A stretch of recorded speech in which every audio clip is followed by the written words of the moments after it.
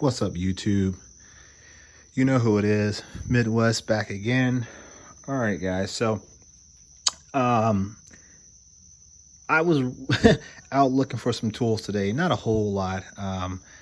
Kind of just looking around, seeing what's on Facebook Marketplace. You know how I do things, and I have got to move those because it does not work over here. That every time I come over this way, I knock something down.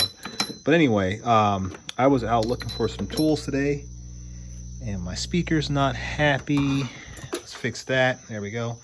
And I couldn't really find anything, man. I've been hunting around and trying to see what's available out there, and not a whole lot of luck. And I'm not willing to travel too far to find deals. So that's another thing, man. When I look for tools, I try to stay in my area, and I may travel up to about a half an hour, maybe an hour, depending on what it is.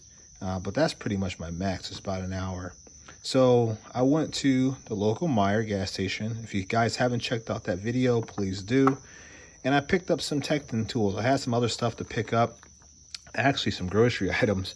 And I stopped over there and looked and saw what Tekton had. The first thing I got is this Tekton 6-in-1 Torx driver. And the reason I got this, well, there's two reasons really.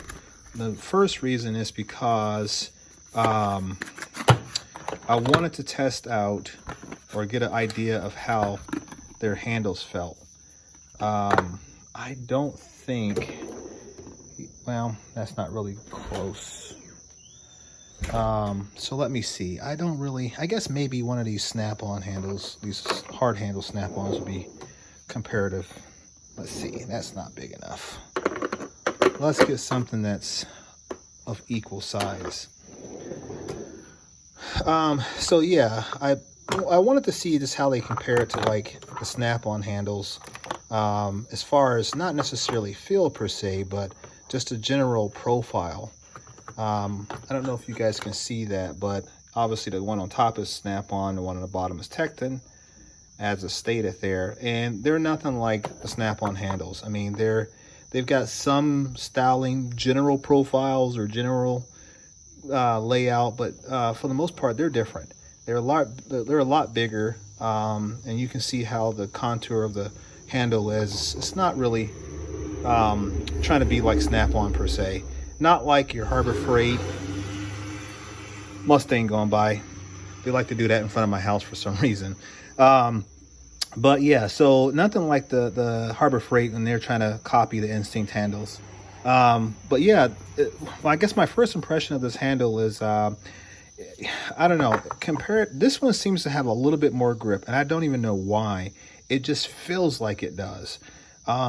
Maybe it's a type of plastic. I don't know what type and, what it is, how they, what the chemistry is. Is this glass filled PTFE? Is that not? I'm not really sure. And like what percentage. Obviously, they're not going to be the exact same chemistry, but there's something different about these. And I guess what it is that these are really hard. And if your hands are not dry, I don't think you're going to grip these very well, at least. And I've got big hands, and even for me, it takes a nice firm grip to really get a handle on these, no pun intended. But as far as the overall design, I think it's nice. It's very clean lines. Even the mold lines there are very clean. You can barely feel them. You can see them, but you can barely feel them, which is great. That's a good sign of quality. No built up plastic, at these points here where it comes to like a stop. It looks good. I mean, the only thing that is a little bit rough is right there, and that's where the viscous PTFE or plastic comes into the mold, and then it's extruded into the various contours of the mold itself, and then you get your shape. But for the most part, that's the only rough part I see.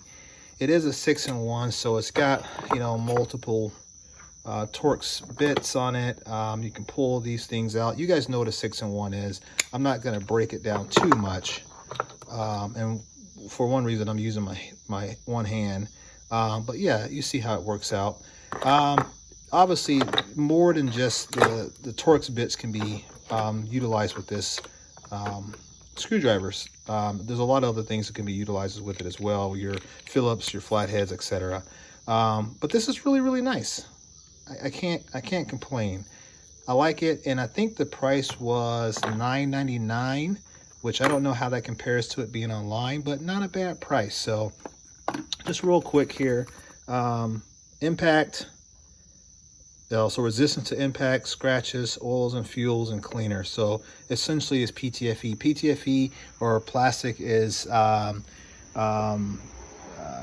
it resists just about all chemicals with the exception of about 5, I believe it's between 5 and 7 chemicals, and the pH content has to be so high before it even start to eat away at the plastic. So essentially these things are virtually resistant to pretty much all chemicals. And then 6-in-1 Torx, and then it's got the nut feature, so you can get a 1/4 inch and a 5/16 if you just simply use the actual shafts without the bits. And then you have a T10, T20, T15, and T25. And there is the layout there. So pretty cool. I like it. Like I said, for the price, you can't beat it. It is not made in the US of A. It is probably, oh, actually, oh my God, it is. Strike that. It is made in the USA. Handle made in the USA. Metal components made in Taiwan. So we got half of it. At least we got the business. We got the main portion of it, which is the handle. So the handle's USA, the shaft and all the bits are Taiwan. Prefer Taiwan over Chinese. I'm just saying. All right, the next thing we got, move that off to the side, is another pair of pliers. These are the Tekton 10-inch slip joint. What do they call theirs? Let's see here. They call theirs the angle nose slip joint pliers. Pretty aggressive teeth in there. I like it. One thing I noticed with the Tekton pliers, it can go up to 2 inches wide. There's your part number. I'm trying to think of all the common things. It is made in the good old USA, which is awesome. It does say USA on there with the part number. You can't beat it. There's a little bit more about the slip joints. 7 positions, angled teeth, nut and bolt fastener, allows for fine tuning and tension. Okay, whatever. One thing I noticed about these are the teeth are very sharp, and that's important, right? Because of the pliers that I've used in the past, I've noticed that like your let's see, your channel locks are not really that sharp. I'm not saying they're smooth, I'm just saying they're not sharp. And in order for pliers to be of any quality today with the likes of Knipex and Van Plier tools, they need to be sharp and the metal needs to be hard. If you look at some of my, see if I can pull them out here. I got my car in the garage, so I don't have a whole lot of room. But if you look at my Van Pliers, this is a set of Van Pliers. The teeth are very sharp, and if you rub your hand across there, you can feel how sharp they are. And that's part of what they utilize in order to take out fasteners and remove stuck fasteners, etc. That's key. For any set of pliers, you want a nice firm grip. The other thing is, I guess the other side of that is if it's too sharp, it can eat away at the fasteners if it tends to slip. But sharpness, the number of teeth, the profile of the teeth, and the hardness of the metal. So we're gonna play around with these and see. I have a lot of pliers, as you guys know, not maybe as many as some like CP to Tool Attic and others.